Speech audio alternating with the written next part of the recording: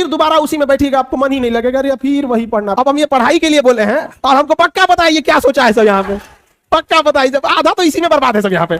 आज का युवा जाग चुका है, अब ब्रश करेगा 1.5 GB डाटा खत्म। ग्रुप में देखिएगा ना, कोई एकदम सीधा साधा होता है एकदम, उसके सामने किसी का फोन आ जाएगा लाल पीला हरा ना, तो कहते जो रख यहाँ कि पूरी जिंदगी पूरा खानदान आपका कैसा रहेगा और कैसा नहीं रहेगा। और इसी में स्टार्टिंग में ही थोड़ा बहुत अगर आप भटक गए तो फिर कभी सक्सेस नहीं होंगे, फिर अपने आप को कोसने से कोई फायदा नहीं है। रीजन समझिए, आप नहीं पढ़े हैं ये ज्यादा खराब नहीं है, लेकिन पढ़ के भूल गए हैं ये ज्यादा खराब हो जाता है। तो जब आप जैसे कोई नया स्टूडेंट आएगा, उसके अंदर एक एंथुसियाज्म रहेगा, मोटिवेशन रहेगा कि हमें पढ़ना है, लेकिन अगर आप पढ़ लिए, सिलेबस खत्म हो गया है, थोड़ी सी लापरवाही कर दिए, फिर दोबारा उसी में बैठिएगा, आपको मन ही नहीं लगेगा, अरे फिर वही पढ़ना। ये याद रखिएगा, आप भले 1 साल लेट से तैयारी करो, लेकिन 1 साल लापरवाही मत करो। अपने आप से आज पूछ लो, अगर मन भटक रहा है इधर उधर, तो हम कहते हैं कि 1 साल तुम देर से ही चालू करो, लेकिन बीच से मत लौटो, क्योंकि आधे रास्ते से लौटने से बेटर है कि उसी रास्ते पे आगे चल दो, क्योंकि उतनी ही दूरी तय करनी पड़ेगी। लौट के आओगे तो खाली हाथ रहोगे, चल जाओगे तो मंजिल मिलेगी। यहां पर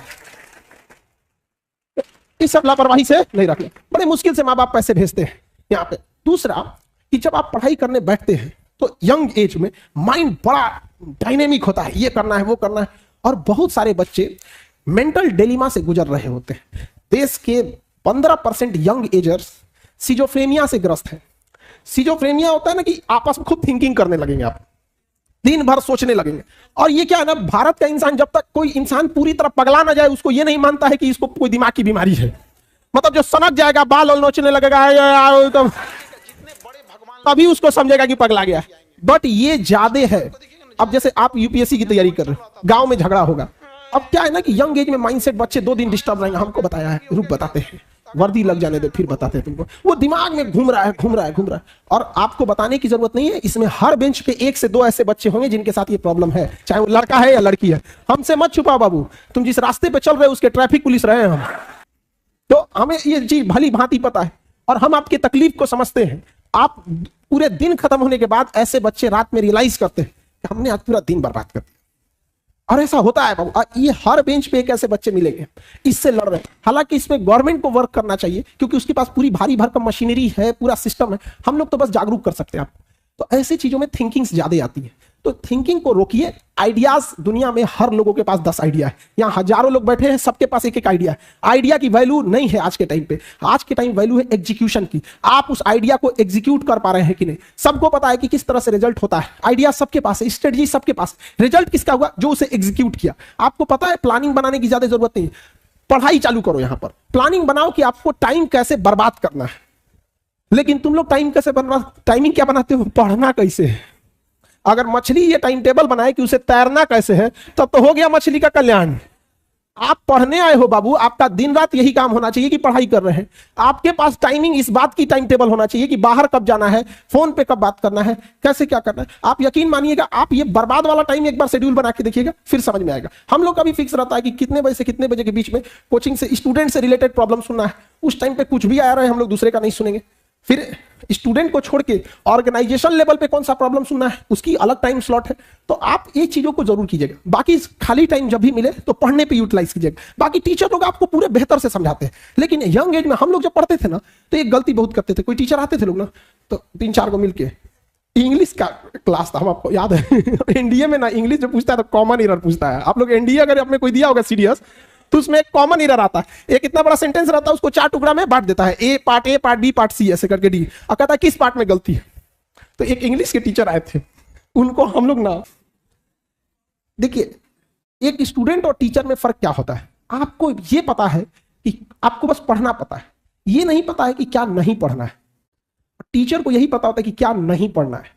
तो आप क्या होता है ना, कई बार जो आपको अच्छा लगता है ना, आप उसी को पढ़ते जाते हैं।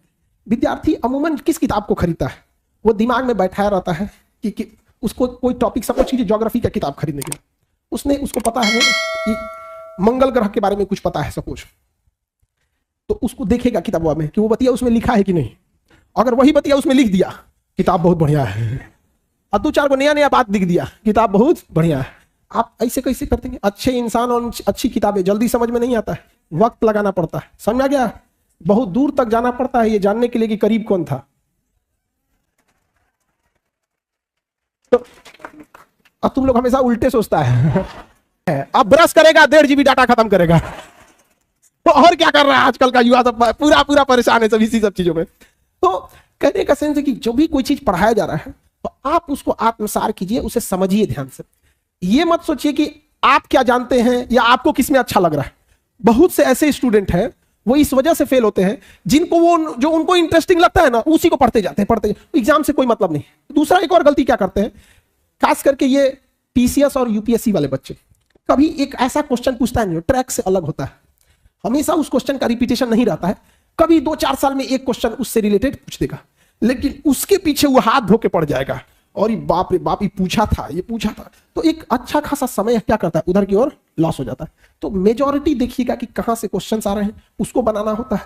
दूसरा, आपको इंटरेस्ट आ रहा है इससे मतलब नहीं है, एग्जाम लाइक क्या है वो अच्छा है, आपको कौन पढ़ाया इससे ज्यादा मायने रखता है क्या पढ़ाया गया। लेकिन ये आप अपने ग्रुप में देखिएगा, ये माइंडसेट आपको मिलेगा और मेजॉरिटी में मिलेगा, लेकिन यही आप देखिएगा इंग्लिश मीडियम में नहीं मिलेगा। उनको मतलब होता है कि हमको टू द पॉइंट पढ़ाइए और एग्जाम ओरिएंटेड पढ़ाइए।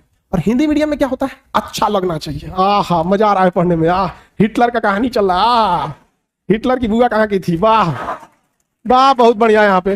और यही होता है यहाँ पे, टाइम खींचते खींचते यहाँ पे चल जाता है, ऐसा ऐसा बात बताएगा अशोक के बारे में, ऐसा ऐसा बताएगा जिससे अशोक निकल के बोलेगा यार ये तो हमने कभी किया ही नहीं। कलिंग की लड़ाई में ऐसा ऐसा बात बताएगा और ये मजा आता है।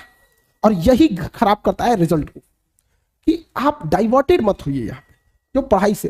दूसरा, एक और बच्चों के अंदर एक नया ग्रुप निकला है, ग्रुप स्टडी। वाह बाबू, रथ में घोड़ा बांधा जाता है, गधा नहीं। ग्रुप स्टडी करेगा लोग। अरे ग्रुप स्टडी में डेडिकेशन होना चाहिए। और ग्रुप स्टडी में अमूमन आप लोग ग्रुप बनाते हैं एक माइंडसेट का, एक ही मेंटेलिटी के बच्चे रहते हैं। जब एक ही मेंटेलिटी के हो तो फिर ग्रुप मतलब क्या है, ग्रुप में होनी चाहिए मेंटेलिटी अलग, किसी का ज्योग्राफी अच्छा, किसी का हिस्ट्री अच्छा, किसी की पॉलिटी अच्छी, किसी की इकोनॉमिक्स अच्छी, किसी का डिसिप्लिन अच्छा। कोई है ऐसा जो तनिको किसी का फोन आ गया टोक देगा। ग्रुप में देखिएगा ना, कोई एकदम सीधा साधा होता है एकदम, उसके सामने किसी का फोन आ जाएगा लाल पीला हरा ना, तो कहते जो रख यहाँ पे, और गलती से वो फोन उठा लिया तो भड़काइयो देता था, नहीं समझ जाएगा। हम लोग के बीच में अगर किसी का फोन आ गया, कई को का हम भड़काए हैं, फोन आ गया तो कहते अभी दूसरे का फोन आया था, दूसरे का है, भाई तुम्हारा बार बार कई को जगह से फोन आता है, उन्हें सुन ले लो, जा बवाल हो गया, लड़ते रहो, नहीं समझ आ गया। इतना काफी आग लगाने के लिए। तो ऐसे ग्रुप में अगर आप 4-5 बच्चे पढ़ते भी हो तो एक मेंटेलिटी की अगर बच्चे एक ग्रुप में है ना तो डिरेल्ड ज्यादा हो जाता है। एक ही मेंटेलिटी के एक बत्ती आने लगी कि फिल्म आया देखा है तुम, हाँ डाउनलोड करा के देख लिए है, ले एक ही मेंटेलिटी का था चल दिया। और इस यंग एज में ना डाइवर्जन थोड़ा ज्यादा होता है। तो ग्रुप अगर आप अकेले पढ़ लेते हैं तो बेस्ट है, नहीं तो अगर पढ़ते हैं तो उसमें एक ऐसा आदमी होना चाहिए जो डिसिप्लिन संभाले, एक सबका अलग अलग होना चाहिए। जैसे आप ही लोग ग्रुप जब जॉब आप ही लोग को सोचिए ना, मिलिट्री में कहीं कोई ग्रुप जाता है हमला करने तो क्या सब राइफलें लेके जाएगा, सबके पास अलग अलग हथियार रहता है, कब क्या जरूरत पड़ेगा कब चला दिया वहां पे। तो आप लोग अमूमन देखिए ग्रुप बनाता कैसा है, सेम मेंटेलिटी वाला, कोई काम का है। तो पहले बात कि एक तो छोटा ग्रुप रखना 3-4 लोगों का। दूसरा कि डिसिप्लिन में देखना कितना % टाइम यूटिलाइज हुआ। जैसे 1 घंटा आप ग्रुप में बैठे तो फिक्स है कि 1 घंटा तो पढ़ेंगे नहीं, 60 मिनट अगर बैठते हैं उस ग्रुप में जितने देर बैठे उसका 80 से 90% चर्चा पढ़ाई पे हुई है तो ही तो ठीक है।